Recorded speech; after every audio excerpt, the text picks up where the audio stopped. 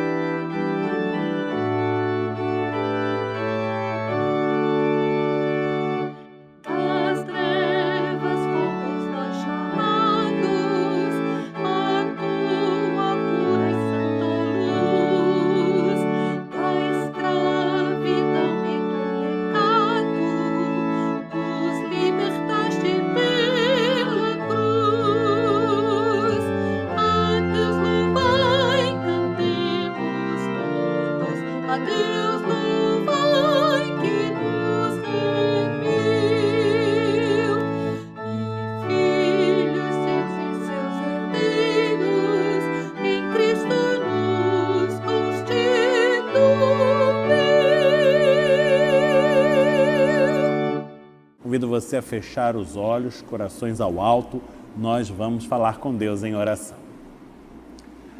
Senhor nosso Deus, Pai bendito, nós muito nos alegramos com esta possibilidade que pela Tua graça Tu nos facultas vivenciar, de falar-te na certeza de que somos ouvidos por Ti, de ensejar-te a adoração e o louvor que tão somente a Ti tributamos, fazendo na plena convicção de que nossas orações são acolhidas desde o mais alto dos céus em Teu trono glorioso por amor a nós.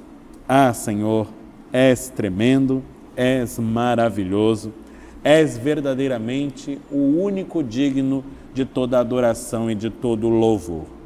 E assiste-nos com o Teu amor, dando-nos condições de realizarmos isto para que fomos feitos. Sim, pois fomos feitos por Ti mesmo, para a Tua glória eterna. No entanto, comprometidos em nossa natureza pelo pecado, jamais poderíamos realizar isto que nos compete, não fosse o Teu agir salvífico, pois é o Teu Espírito que, habitando em nós, nos move em Tua direção e faz suscitar em nosso ser este desejo pujante de exaltar-te, de bendizer-te, de glorificar-te. Quando assim procedemos, nos sentimos tão bem, nos sentimos verdadeiramente encaixados no Teu desígnio para as nossas vidas e, concordes com a Tua vontade, nos quedamos assim, agradecidos, pois é grande privilégio adorar e louvar ao Senhor. Recebe uma vez mais, Senhor, a nossa oração. Nós te rogamos, orando sempre no nome santo do Cristo, que é Jesus, Teu Filho, o bendito Salvador. Amém. Convido você a abrir comigo a sua Bíblia, se você puder fazê-lo. Tome a sua Bíblia nas mãos e abra-a comigo no Antigo Testamento, no livro dos Salmos. Estaremos abrindo juntos no Salmo de número 63, apontado pelo lecionário cristão para este terceiro domingo do tempo da Quaresma. Estamos no Antigo Testamento, portanto, no livro dos Salmos, no Salmo 63, Salmo de Davi, onde leremos desde o versículo número 1 ao versículo de número 7. Acompanhe na sua Bíblia a leitura que fazemos desta porção da Escritura que fala assim: Ó Deus, Tu és o meu Deus forte, eu te busco ansiosamente. A minha alma tem sede de Ti, meu corpo Te almeja como terra árida, exausta, sem água. Assim eu Te contemplo no santuário, para ver a Tua força e a Tua glória, porque a Tua graça é melhor do que a vida. Os meus lábios Te louvam. Assim cumpre-me bem dizer-te, enquanto eu viver. Em Teu nome levanto as mãos, como de banha e de gordura, farta-se a minha alma, e com júbilo nos lábios a minha boca Te louva. No meu leito, quando de Ti me recordo, e em Ti medito durante a vigília da noite, porque Tu me tens sido auxílio. À sombra das Tuas asas eu canto jubiloso. Bendito seja o Senhor Deus pela Sua santa palavra. Amém. Santo, santo, santo é o Senhor, Deus dos exércitos. Unimos as nossas vozes em espírito às do coro Aidéia Moraes e toda a milícia celeste, cantando a glória e a santidade do Todo-Poderoso Deus. Santo, santo, santo, de Killigan, é o canto entoado pelo coro sob a direção da maestrina Helen Heise, contando com acompanhamento primoroso da nossa irmã Gisele Santana e a caprichosa edição em vídeo do nosso irmão Daniel Schmidt.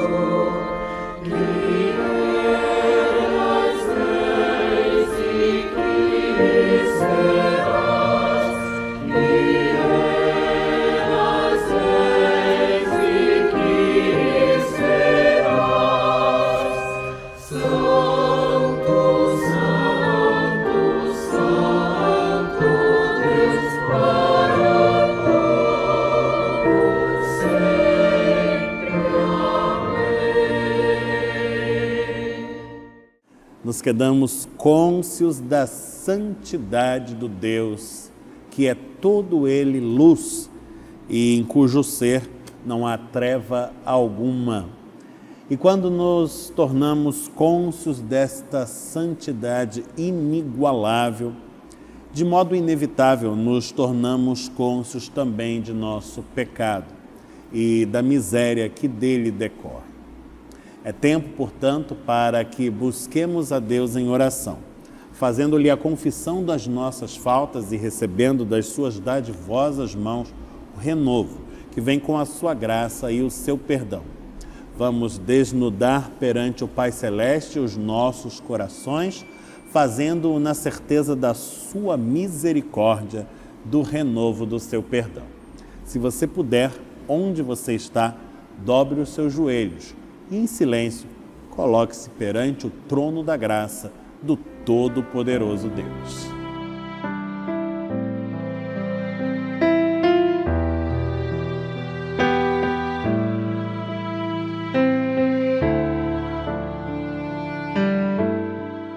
Senhor Deus, Pai bendito, nós te louvamos pela oportunidade que graciosamente nos concedes de buscar-te, fazendo-o na certeza de achar-te. Ah, Senhor, és maravilhoso em teu amor para conosco, pois vieste ao nosso encontro e nos alcançaste, resgatando-nos da miséria do pecado, fazendo-nos passar de um tremedal de lama para o reino da tua maravilhosa graça. E tocados pela tua bendita luz, libertos dos grilhões do pecado, somos habilitados no agir do teu Espírito a toda sorte de boa obra. Chamaste-nos, Senhor, sem que de nós tivesses necessidade alguma, pois és todo-poderoso, e deste-nos este grande privilégio, que é vermos-nos empenhados na causa do Evangelho, no serviço ao reino que é teu. E é assim que temos buscado caminhar até aqui. Rogamos-te que renoves as tuas bênçãos sobre as nossas vidas, sobre a nossa caminhada, dando-nos sempre direção segura, para que não venhamos a errar com os nossos passos, mas para que trilhemos sempre os caminhos que são teus, dando cumprimento à tua vontade em nossas vidas, a fim de que em nossas vidas o teu santo nome seja hoje e eternamente glorificado, para que através de nossos atos e palavras, e até mesmo através dos nossos pensamentos, aqueles que nos cercam sejam abençoados. Façamo-nos, portanto, mediante o teu agir, instrumento do teu amor e do cumprimento da tua vontade, assim na terra como no céu. Esta é a oração que te ensejamos. No nome santo do Cristo, teu Filho, o nosso bendito Salvador, que é Jesus. Amém. Tocados pela graça do Cristo, que na cruz morreu por nós, somos habilitados a toda sorte de boa obra. É tempo de, portanto, segui-lo, caminho afora, pelos rumos que Ele mesmo há de nos mostrar. Mais e mais perto do Mestre queremos andar, e este é o desejo que expressamos com o cântico que vamos entoar juntos. Mais perto da cruz, cântico de número 222 do Inário Novo Cântico. Cantemo-lo dirigidos pela maestrina Helen Heisley e acompanhados pela pianista e organista Gisele Santana. Salvador,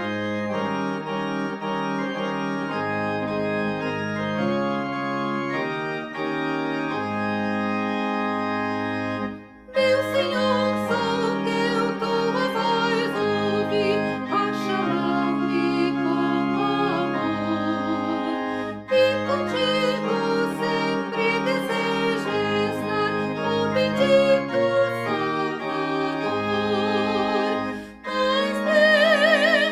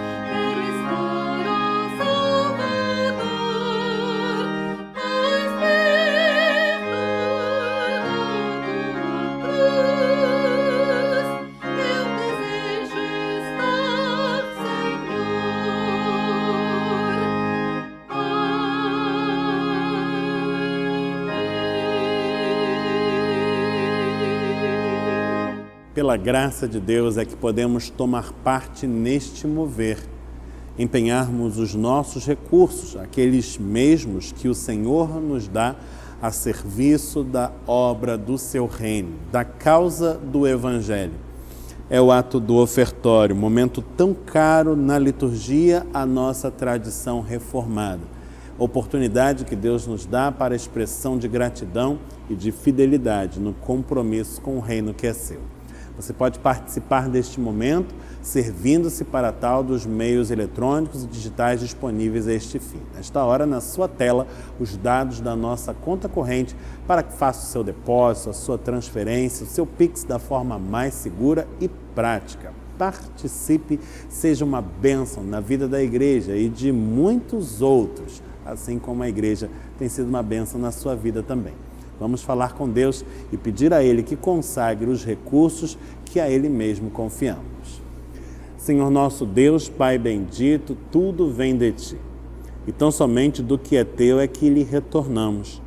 Dízimos, ofertas, expressões de gratidão e de desejo de permanecermos firmes neste mistério, que é o serviço ao reino que é Teu. Rogamos-te, ó Pai Celeste, que abençoes os recursos confiados aos cuidados da igreja. Que nas Tuas mãos estes recursos venham a prosperar, servindo sempre ao cumprimento da Tua vontade, do desígnio que é Teu. Aqui onde nos puseste e aonde nos dirigir o Teu Espírito, esta é a nossa oração. E nós oramos no nome santo do Cristo, que é Jesus, Teu Filho, o Salvador bendito. Amém. Convido você mais uma vez a abrirmos as nossas Bíblias. Nós vamos abrir agora no Novo Testamento e nossa leitura se debruçará sobre o Evangelho apontado para o terceiro domingo do tempo da Quaresma, segundo o lecionário cristão, Lucas. Estamos no Evangelho de Lucas, no capítulo de número 13. Em Lucas 13, leremos desde o versículo 1 ao versículo 9. Estamos em Lucas, estamos no capítulo 13, lendo desde o versículo 1 ao versículo número 9. Acompanhe na sua Bíblia a leitura que fazemos dessa passagem da Escritura que fala assim. Naquela mesma ocasião, chegando alguns, falavam a Jesus a respeito dos galileus, cujo sangue Pilatos misturara com os sacrifícios que os mesmos realizavam. Ele, porém, lhes disse: pensais que esses galileus eram mais pecadores do que todos os outros galileus por terem padecido estas coisas? Não eram, eu vou-lo afirmo. Se, porém, não vos arrependerdes, todos igualmente perecereis.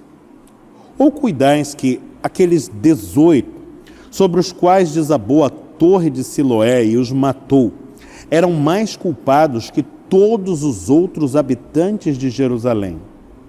Não eram, eu vou-lo afirmo. Mas se não vos arrependerdes, todos igualmente perecereis. Então Jesus proferiu a seguinte parábola. Certo homem tinha uma figueira plantada na sua vinha, e vindo procurar fruto nela, não achou. Pelo que disse ao viticultor: há 3 anos venho procurar fruto nesta figueira e não acho. Podes cortá-la. Para que está ela ainda ocupando inutilmente a terra? Ele, porém, respondeu: Senhor, deixa-a ainda este ano, até que eu escave ao redor dela e lhe ponha estrume. Se vier a dar fruto, bem está. Se não, mandarás cortá-la. Bendito seja o Senhor pela sua santa palavra. Amém. A passagem que acabamos de ler congrega 2 porções bastante distintas. Na primeira, a evocação de 2 episódios dos quais não temos muitas notícias. A segunda consiste numa parábola. Em ambas as passagens, quem fala é o próprio Salvador, é o Senhor Jesus Cristo. E a partir destas 2 porções de texto conjugadas, vamos extrair uma lição para as nossas próprias vidas. Uma lição eivada de um sentimento de urgência muito agudo e que consistirá, como vemos, num veemente apelo a cada coração, a cada um de nós. Debrucemo-nos, portanto, sobre o texto, apreciando, primeiramente, a sua porção inicial, que está contida entre os versículos de número 1 e 5. A primeira parte do texto lido faz menção a 2 episódios, dos quais pouco ou nada sabemos, salvo aquilo que está registrado pelo próprio evangelista e que nos é dado como palavra de Jesus. No primeiro episódio, fala-se de homens que foram mortos durante o que parece ser um ato cultico. Estavam cultuando, e o culto em Israel, até aquele momento de sua história, era fundamentalmente de caráter sacrificial. Aqueles homens estavam precisamente realizando sacrifícios e, segundo os termos do texto, tiveram o seu sangue misturado ao dos sacrifícios que realizavam.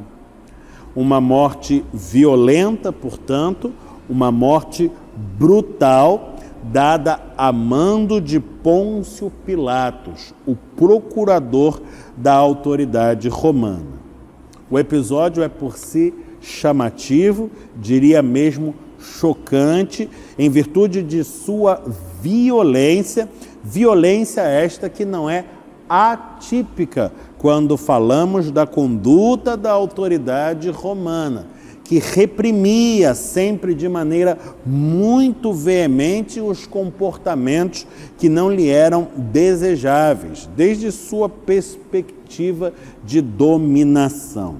Parece, portanto, que mais um episódio de violência feito a mando de Pôncio Pilatos tinha tomado curso, achando por vítimas homens galileus, justo durante seus atos de culto, o que nos escandaliza um bocado. Ora, quem praticaria uma execução tão violenta, ou mesmo tão brutal, justo numa circunstância assim? O outro episódio é de caráter trágico. Segundo consta, uma torre na localidade de Siloé havia desabado e, com o seu desmoronamento, 18 pessoas foram mortas. Acerca destes 2 episódios, Jesus tece considerações análogas. Ele se dirige à sua audiência e lhe indaga: pensais que esses galileus, referindo-se àqueles primeiros que foram mortos a mando de Pôncio Pilatos, ou que esses 18 do segundo episódio, sobre os quais desabou a torre, pensais que esses homens, essas pessoas, eram mais culpadas ou mais pecadoras, ou seja, mais devedoras diante de Deus do que todos os demais galileus ou todos os demais habitantes de Jerusalém? Será que essas pessoas eram piores, por assim dizer, que as outras pessoas? Naquele momento, em Israel, a doutrina da retribuição imanente era ainda algo bastante corrente. Um modo de pensar que gozava de bastante força ainda no imaginário do povo. A ideia de que atos pecaminosos recebiam aqui, nesta vida, a punição divina. Portanto, tragédias ou circunstâncias tão atípicas como aquelas relatadas nestes 2 episódios se justificariam desta forma, como justas punições por pecados cometidos. E Jesus está pontuando aqui o seguinte: será que estes que experimentaram tão dura forma de morrer eram mais culpados, mais pecadores do que todas as demais pessoas que não padeceram de morte assim? E esta é uma pergunta de caráter retórico. Jesus não espera que a multidão lhe dê uma resposta objetiva, mas antes que se proponha a uma reflexão, porque a resposta, por assim dizer, ele mesmo, Jesus, já a provê, dizendo, nos dois casos, de mesmo modo, não eram mais pecadores, não eram mais culpados do que os demais galileus ou do que os demais habitantes de Jerusalém. Não eram mais devedores perante o Todo-Poderoso do que qualquer de vós. Eu vô-lo afirmo, diz Jesus, se não vos arrependerdes, todos igualmente perecereis. Ora, aquilo que é ressaltado nesta primeira porção do texto que lemos hoje é algo a que poderíamos chamar culpabilidade universal. Desde a perspectiva desta palavra, todos os homens são culpados ou culpáveis diante de Deus. Sim, porque todos falhos e todos necessariamente pecadores. Olha Deus desde o mais alto dos céus para a humanidade e procura quem possa salvar-se. Não há um sequer. Nossa teologia reformada, calvinista, trabalha com ênfase este ponto doutrinário. Desde este prisma, todos os homens se fazem iguais, porque igualmente pecadores, igualmente carentes da glória de Deus. Sem a graça, sem o favor divino, quem é que pode sequer suster-se de pé? Nenhum de nós, nenhum sequer. Todos nós fizemos-nos, pois, pelo pecado, pela desobediência, filhos da ira. No entanto, por seu amor, Deus nos escolheu para fazer-nos objeto da sua salvação, alvo de sua misericórdia. Mas, para que a recebamos, espera de nós uma atitude que só podemos praticar em última análise se tocados pela sua graça, pois é o Espírito Santo quem nos habilita a tal. A atitude do arrependimento, da abertura do coração para o acolhimento do mistério salvífico que vem de Deus.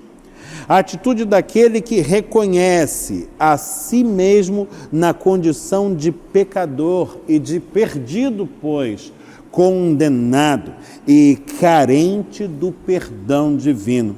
A atitude daquele que se decide a deixar para trás um certo modo de viver, a fim de abraçar aquele que somente poderá ser chamado de vida verdadeira e perenal. Este trecho do Evangelho lido, portanto, salienta a nossa condição enquanto pecadores, uma condição miserável de quem acha-se atolado, preso a um tremedal de lama do qual jamais poderá escapar, fadado à morte e morte eterna. É então que o texto toma nova direção ou recebe um novo acento desde a sua segunda porção, contida entre os versículos 6 e 9. Nela, Jesus enseja-nos uma parábola, Uma parábola é uma história retirada do cotidiano, que trabalha com elementos que são familiares ao dia a dia das pessoas que a ouvem. E nesta parábola, Jesus pretende comunicar uma lição, dar-nos um outro olhar sobre o problema que já está posto desde o texto anterior. Nesta parábola, Jesus fala da figura de um agricultor e de sua vinha, o lugar onde está cultivando aquilo que deseja ver crescer e frutificar. Este agricultor, este homem que possui uma vinha, cuidou de plantar ali em sua propriedade uma figueira. Uma figueira é uma árvore frutífera. Seu fruto são os figos. E os figos são frutos doces, que visam agregar doçura ao viver. São frutos nos quais desejamos obter prazer, satisfação, gozo, sim. No entanto, parece que esta figueira insiste em não frutificar, ou ao menos em não produzir os frutos que dela se espera.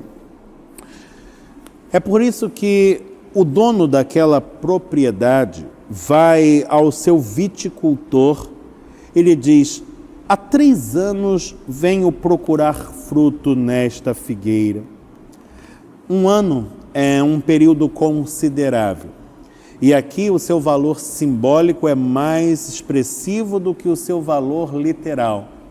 É um período considerável de tempo que está em questão aqui. E não falamos de 1 ano apenas, mas de 3 anos. O número 3 é também eivado de simbolismo dentro das tradições de Israel. É o número que representa a ideia de uma completude. Quando algo se completa, atinge o número de 3. Não por acaso, Deus é expresso na tradição cristã como uma trindade perfeita, completa. Mas, continuemos no texto.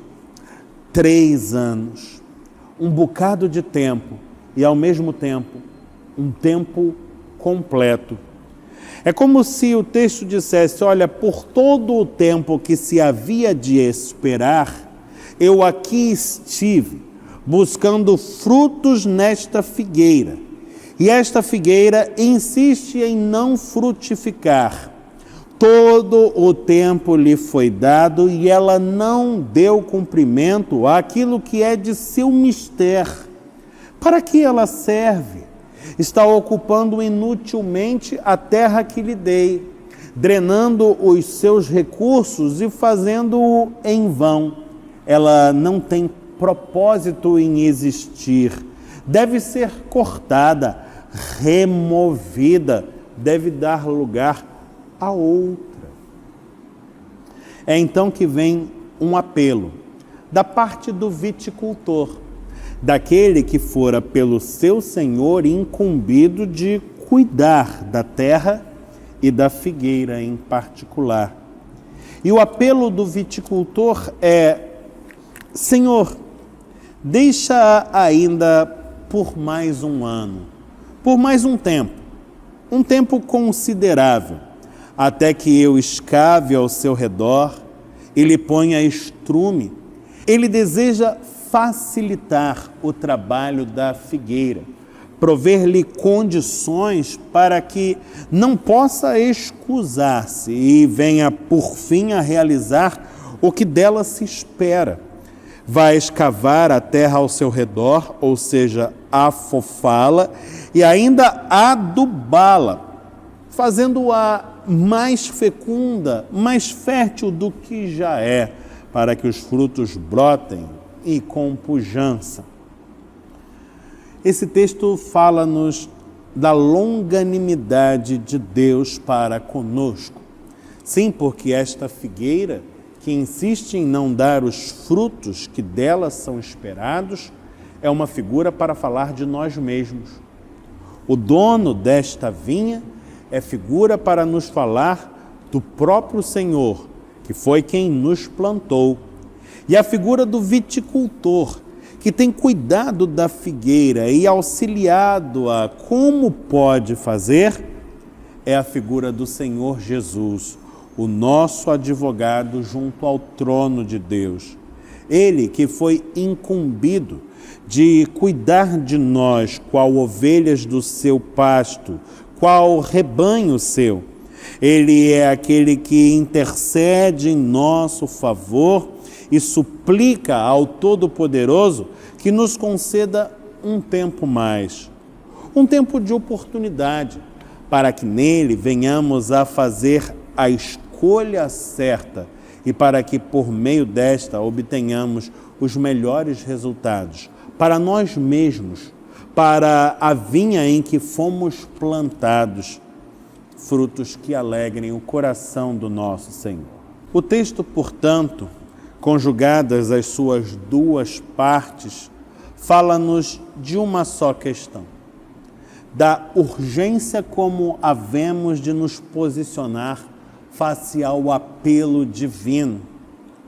Por um lado, o texto salienta a brevidade de nossa vida e a condição de miséria em que nos vemos por força do pecado. Portanto, a necessidade de uma tomada de decisão urgente, sem demora, sem perda de tempo, enquanto o tempo oportuno nos é facultado. Na segunda parte, o texto nos mostra que o tempo que nos é dado é generoso, expressão da graça de um Deus misericordioso, longânimo, sobremodo amoroso. Porém, um tempo limitado, diante do qual não nos cabe qualquer hesitação, mas, pelo contrário, uma decisão pronta e convicta para aquilo que efetivamente produzirá o melhor em nós. É tempo de ouvirmos, portanto, uma vez mais, o apelo do Evangelho, esta palavra que nos chega vinda da parte do próprio Deus. É tempo de dar-lhe a resposta devida. Buscai a Deus enquanto se pode achar, invocai-o enquanto está perto, que assim seja e que Ele nos abençoe, em o nome de Jesus.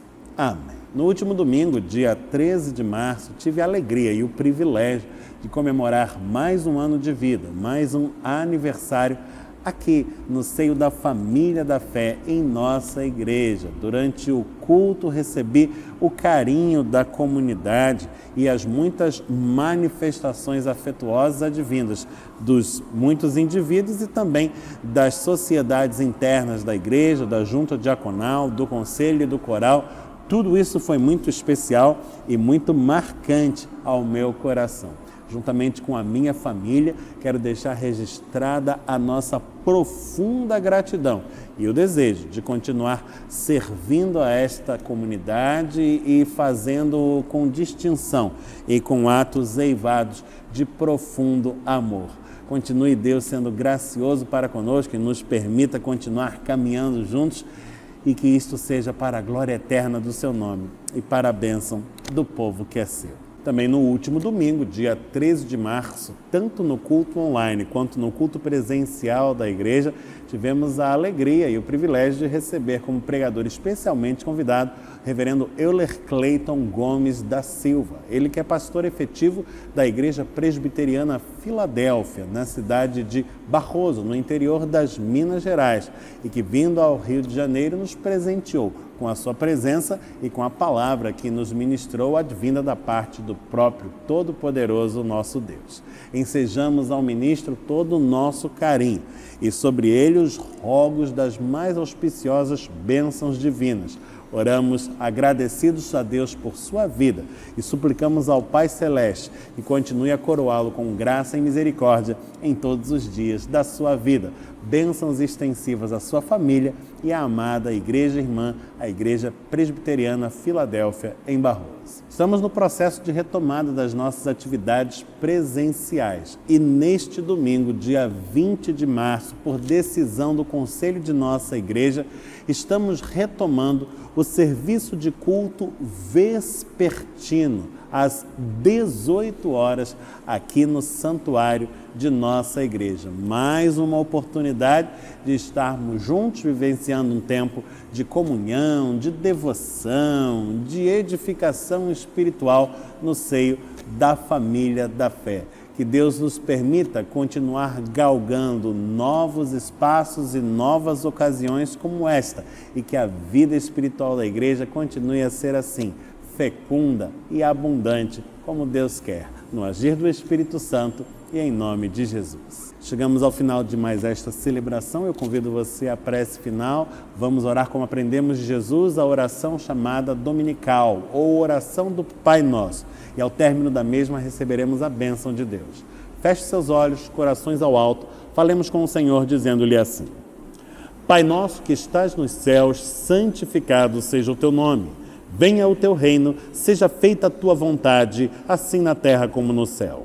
O pão nosso de cada dia nos dá hoje.